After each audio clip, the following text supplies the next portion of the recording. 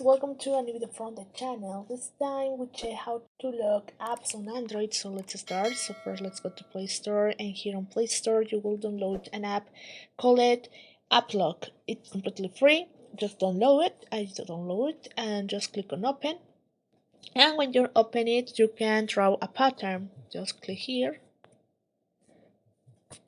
and do it. And now just wait a little bit and it's ready. So agree on start. This will loading. Now you can check here all the apps that you have on your device, of course, and you can, for example, block an app, or if you prefer protected, you can do it. So just go to privacy, and here you will find the apps, as you can see. Now if you want to block an app, just click here on this part and just click here, and you can permit or permitted, depend on what you want. Just click here on permit. And now you have here the usage of the app.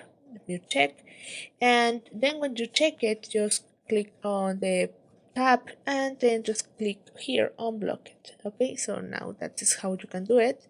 It's very easy to do it, and then you can start blocking apps by this app.